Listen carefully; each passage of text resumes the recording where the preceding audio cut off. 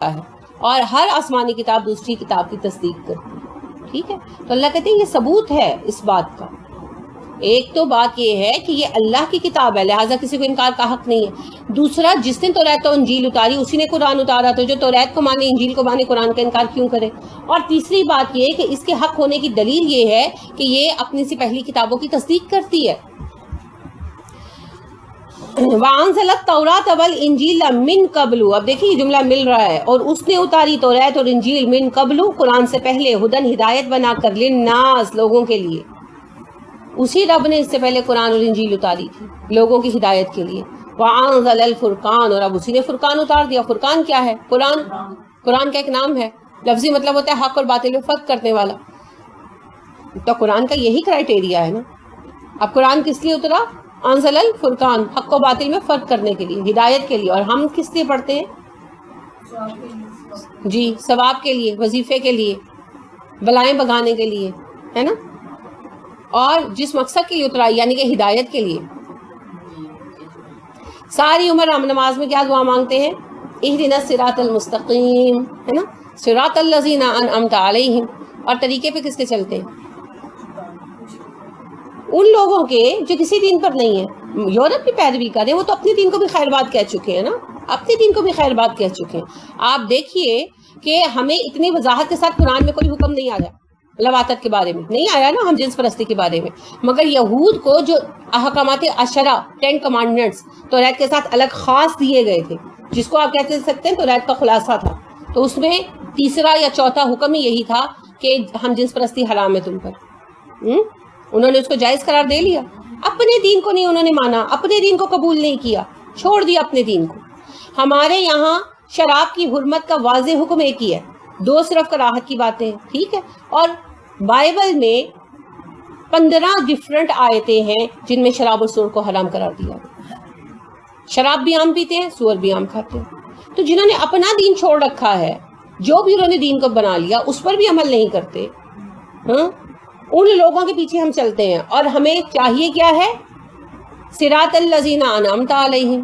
کیا مذاق بنا رکھا ہے, کہتے کچھ ہو کرتے کچھ ہو.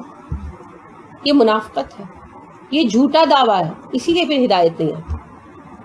ٹھیک ہے, تو قرآن جو ہے اس کا ہماری اس دعا کا جواب ہے نا. ایک بندہ جب یہ دعا مانگتا ہے تو اس کے جواب میں سورہ بقرہ میں ہی اللہ کہہ دیتے ہیں ہدی للمتقین, یہ کتاب ہدایت ہے متقی لوگوں کے لیے.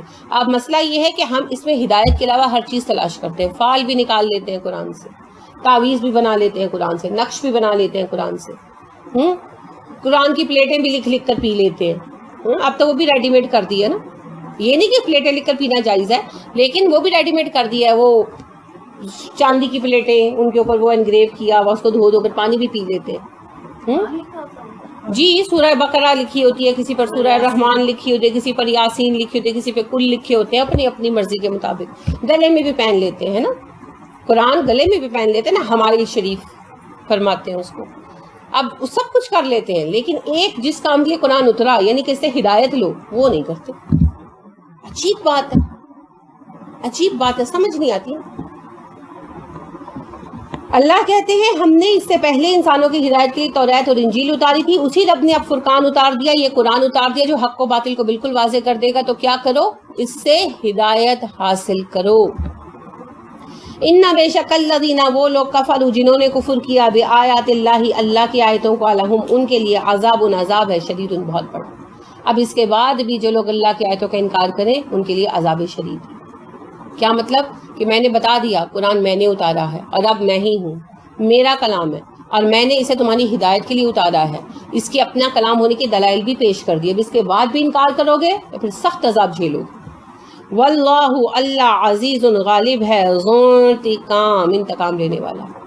اللہ غالب بھی ہے اور انتقام لینے والا بھی ہے, کہ وہ غلبہ رکھتا ہے اس بات پر کہ تمہیں جو چاہے سزا دے, اور وہ اپنے معزز چیزوں کی بے حرمتی کا بدلہ بھی لیتا ہے.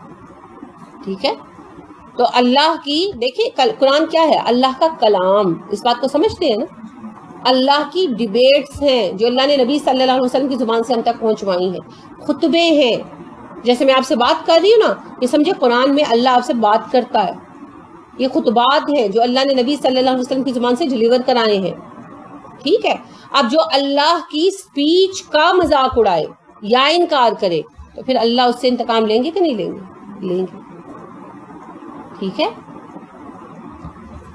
اِنَّا بے شک اللہ لا نہیں یخفا پوشیدہ علیہ اس سے شیئن کچھ بھی فی الارض زمین میں ولا نہ فی السماء آسمان. اللہ تو وہ ہے کہ اس سے زمین و آسمان کی کوئی چیز چھپی ہوئی نہیں.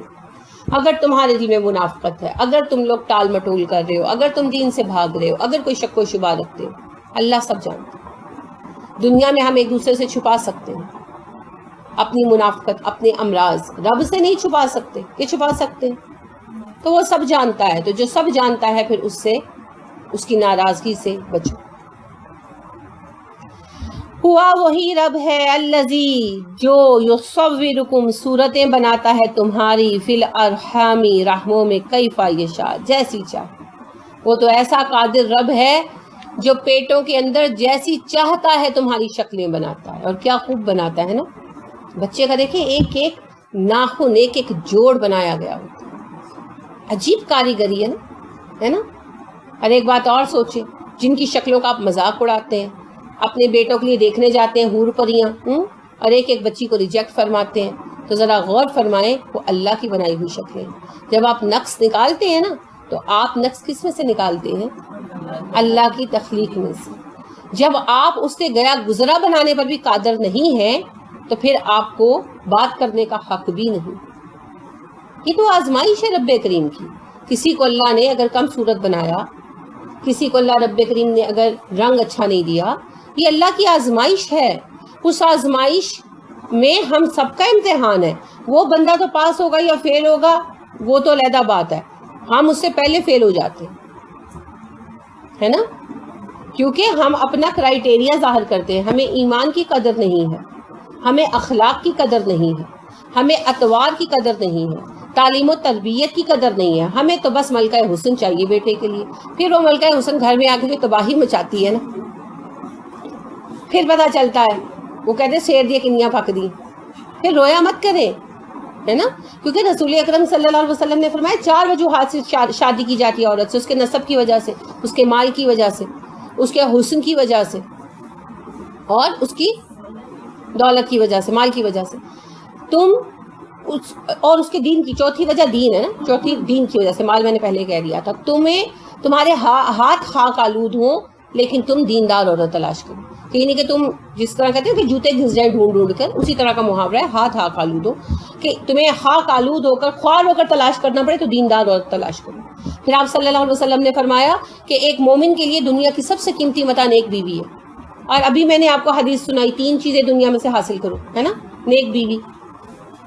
تو ہم بیٹے ڈھونڈتے ہیں، یعنی کہ داماد ڈھونڈتے ہیں تو مال دیکھتے ہیں، اور لڑکیاں ڈھونڈتے ہیں تو شکلیں دیکھتے ہیں.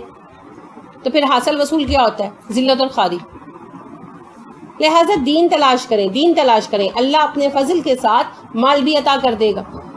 اور اگر دین اور عادت اور اخلاق اچھا ہوگا نا تو زندگی سکون سے گزر جائے گی. اور حسین بیویاں جو ہے نا، جب وہ دن میں تارے دکھائیں گے تو زندگی نہیں گزرتی پھر، ہے نا. اور اگر پھر کیا ہوتا ہے، لڑکوں کے لیے امتحان بن جاتا ہے نا، وہ اپنے فیملی کو نبھاتے ہیں تو پھر طلاقیں دینی پڑتی ہیں. اور اگر بیویوں کا رکھتے ہیں تو ماں باپ چھوڑنے پڑتے ہیں نا.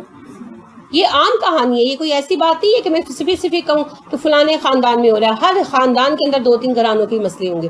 یا بیٹا ماں باپ سے نہیں ملتا ہوگا، اور یا اس نے طلاق دے دی ہوگی کہ میری بیوی میرے خاندان کے ساتھ ہی رہنا چاہتی تھی. لہٰذا یہ نہیں ہے، ٹھیک ہے مناسب شکل ہو، اچھی شکل ہو، کوشش کریں، لیکن صرف یہی ایک کرائیٹیریا نہیں ہے. اصل چیز کیا ہے؟ سیرت. عمر فاروق رضی اللہ عنہ کس کو اپنی بہو بنا کر لائے تھے؟ گوالن کو، ہے نا. خود قریشی الاصل تھے، صرف اس کی خوبی کردار کے بنا پر. عبد الرحمن بن عوف قریشی الاصل تھے. رسول اکرم صلی اللہ علیہ وسلم کا ان کا نسب 5ویں نسل میں ایک ہو جاتا، یعنی ان کے باپ سے اوپر 5ویں دادا جو ہیں دونوں کے ایک تھے. تو عرب بڑے، یعنی قریش بڑے خوبصورت لوگ تھے. قریش کی ایک مخصوص شکل ہے، ایک مخصوص خد و خال ہے. تو بڑے حسین آدمی تھے عبد الرحمن بن عوف. ان کی بہن بھی بہت خوبصورت عورت تھی. انہوں نے اپنی بہن کس کے نکاح میں دی؟ بلال کے. حبشی تھے نا، حبشیوں کی بھی ایک خاص نقش و نگار ہے. انہوں نے اصرار کر کے اپنی بہن بلال کے نکاح میں دی، دین کی وجہ سے۔ دین کی جب بات آتی ہے تو عمر بھی بلال سے پیچھے ہو جاتے ہیں، کیونکہ بلال سابق الاسلام ہے نا، اللہ نے سبقت کی بنا پر پریفرنس دی ہے نا، تو بلال پہلے سال مسلمان ہوئے، عمر فاروق رضی اللہ عنہ 5ویں سال مسلمان ہوئے۔ اللہ کے ہاں کس کا کیا مقام ہے وہ اللہ کو پتہ ہے، میں تو ویسے بات کر رہی ہوں، ترتیب کی بات کر رہی ہوں۔ تو لہٰذا آپ دیکھیے کہ بلال پھر بالکل سابق الاسلام ہو جاتے ہیں، پہلے سال جو مسلمان ہوئے، جنہوں نے سب سے زیادہ مشقت اٹھائی ہے نا۔ اور آپ صلی اللہ علیہ وسلم کو بلال سے کتنا پیار تھا پتہ ہے نا آپ کو۔ تو اس وجہ سے عبد الرحمن بن عوف جیسے قریش الاصل بندے نے اپنی بہن، جو انتہائی خوبصورت عورت تھی اور مالدار بھی اور نسب بھی قریش، خاص نبی کریم صلی اللہ علیہ وسلم کا خاندان، انہوں نے بلال کے اوپر دی۔ ہم پہلے ڈھونڈتے ہیں عیب والے لوگ اور بعد میں پھر ساری زندگی روتے رہتے ہیں۔ لہٰذا دین کو بھی تلاش کیجیے، جو دیندار ہوگا، رسول اکرم صلی اللہ علیہ وسلم نے کہا کہ دیندار لڑکے تلاش کرو اپنی بیٹیوں کے لیے، اگر تمہاری بیٹی اس کو پسند آئے گی تو اس کی قدر کرے گا، اور اگر اسے پسند نہیں آئے گی تو کم از کم اس پر ظلم نہیں کرے گا، کیونکہ دیندار ہے نا، اللہ سے ڈرتا ہوگا۔ تو اگر فرض کرو کہ پسند نہیں آئی، ماں باپ نے دیکھا شادی کر دی، بعد میں اس کو اتنی محبوب نہیں لگی بیوی، تو آپ صلی اللہ علیہ وسلم نے فرمایا اس پر ظلم نہیں کرے گا، ہے نا۔ کتنے واقعات ہوتے ہیں جی، شوہر مارتے ہیں، پیٹتے ہیں، تشدد کرتے ہیں، ماں باپ سے نہیں ملنے دیتے۔ تو دیندار گھرانوں میں جتنی بچیاں گئی ہیں، ذرا ان کا سکھ بھی ملاحظہ فرمائیں۔ تو لہٰذا بات یہ ہے کہ دین تلاش کریں، شکلوں کو چھوڑ دیں، شکلیں تو رب نے بنائی ہیں اور وہ پھر امتحان ہے ان کے لیے بھی جن کی ہیں، اور خوبصورت شکلیں ہمارے لیے بھی امتحان ہیں، اور بس شکلیں بھی ہمارے لیے امتحان ہیں، ٹھیک ہے۔ تو یہ سوچ کا مقام ہے، سوچنا ہوگا کہ ہمیں آزمایا تو نہیں جا رہا۔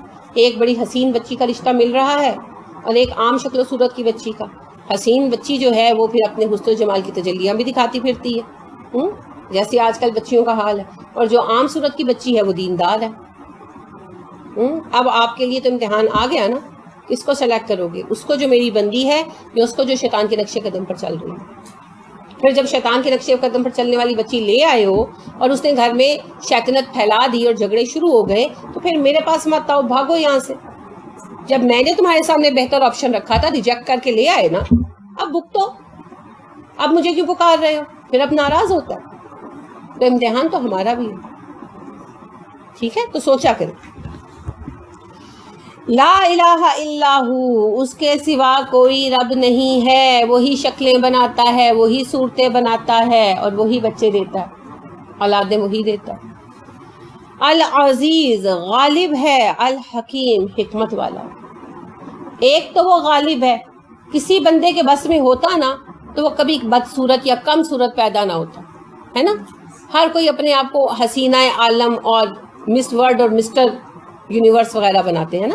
انسان کے بس میں ہو تو کون کم پہ راضی ہو؟ کوئی راضی ہوگا ہم پہ؟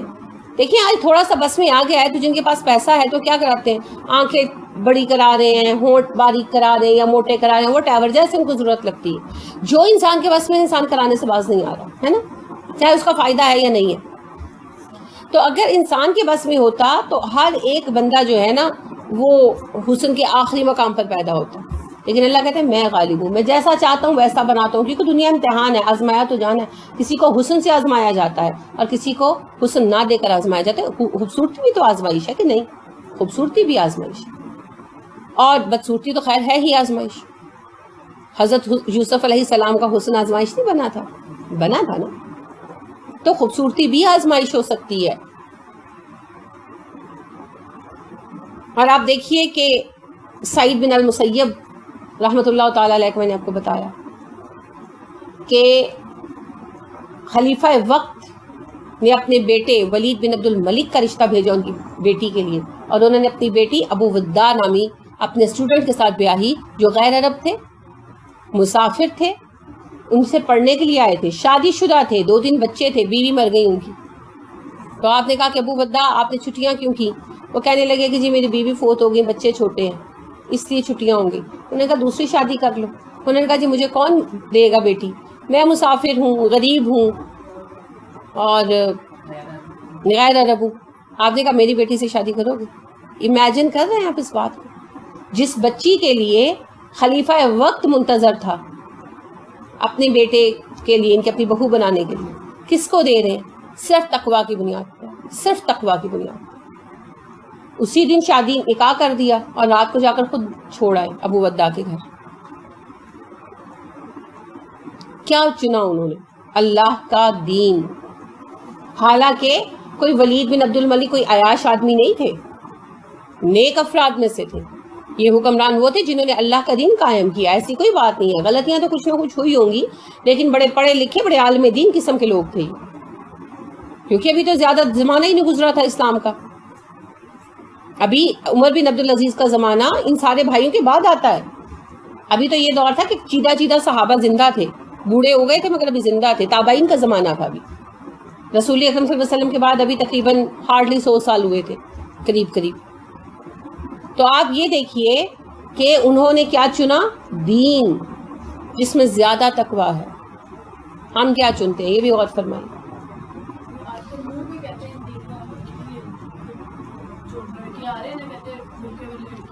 اس میں لڑکوں کا قصور نہیں ہے، لڑکوں کی ماؤں کا قصور ہے۔ اگر لڑکوں کی مائیں پردہ کرتی ہوں گی نا، 1000 بار سوچیں گے یہ کہنے سے پہلے کہ پردے والی نہیں چاہیے، یعنی منہ سے اپنی ماں کی حکایت کریں گے۔ اگر لڑکوں کی بہنیں پردہ کرتی ہوں گی نا تو ان کو یہ جرت نہیں ہوگی کہنے کی۔ جب مائیں جوانی سے لے کر بڑھاپے تک شفون کے دوپٹے میں گزار گئیں اور بہنیں بھی جو ہے وہ دوپٹوں سے بے نیاز سلیو لیس پہن کر گھومتی ہیں، تو وہ کیسے ایک پردہ دار بیوی مانگیں گے؟ وہ نہیں مانگ سکتے۔ تو قصور پھر عورتوں کا ہے۔ اسی طرح مردوں کے گھر میں بھی داڑھی والا لڑکے سے بہتر بھی نہیں ہے۔ بات پھر وہی ہے، رول ماڈل ہوتے ہیں بڑے۔ اگر باپ ساری عمر کلین شیو رہے ہیں اور داڑھی والوں کا مذاق اڑاتے رہے ہیں تو پھر بچی کیسے لے گی؟ یہ بات ہے نا۔ اگر ساری عمر گھر میں داڑھی کا مذاق اڑایا گیا تو پھر کیسے بچی کیسے لے گی؟ ہے نا۔ یعنی کہ وہ کیا ایک تصور جو ایک بنایا گیا کہ جی یہ تو جانوروں جیسی بات ہے کہ بال بڑے ہوئے ہوں اور اس طرح کی جو سوچ ہے، تو وہ ساری سوچ کو اگر گھر میں جگہ دی گئی اور پھیلایا گیا تو پھر بچیوں کا قصور نہیں ہے۔ ان کو تو جب سمجھ آئے گی تب آئے گی نا۔ یہ قصور باپ کا ہے، دادا کا ہے، بھائیوں کا ہے۔ انہوں نے جو ماحول دیا وہی بچیاں بن گئی۔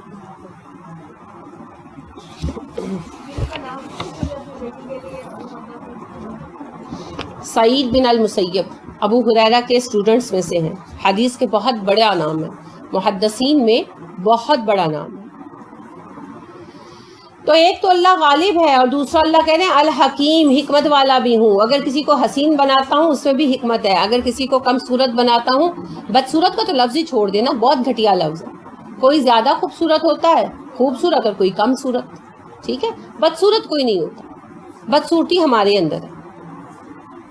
لہٰذا بات یہ ہے کہ کسی کو زیادہ حسین بنایا تو میری حکمت ہے اور کسی کو کم صورت بنایا تو وہ بھی میری حکمت ہے۔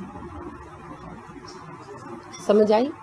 تو لہٰذا بات یہ ہے اللہ کی حکمتوں کو سمجھنا ہمارے بس کی بات نہیں ہے، لیکن ایک بنیادی بات سمجھ میں آتی ہے، وہ یہ ہے کہ دنیا میں امتحان تو ہونا ہے نا۔ وہ اصل حسن تو جنت میں جا کر ملنا ہے۔ کیسی حسین ہو جائیں گی جنتی عورتیں اور مرد کہ ایک ہاتھ اگر باہر نکال دیں تو سورج گہنا جائے، اتنا خوبصورت ہاتھ ہوگا۔ اور کیسی شفاف سکن ہوگی کہ پنڈلی کی ہڈی کا گودا بھی جھلکے گا اس میں سے۔ تو یہ حسن تو پھر جا کر ملنا ہے، ہمیشہ کی جوانی، ہمیشہ کا حسن۔ دنیا میں تو آزمائش ہوگی نا، کچھ نہ کچھ آزمائش ہوگی۔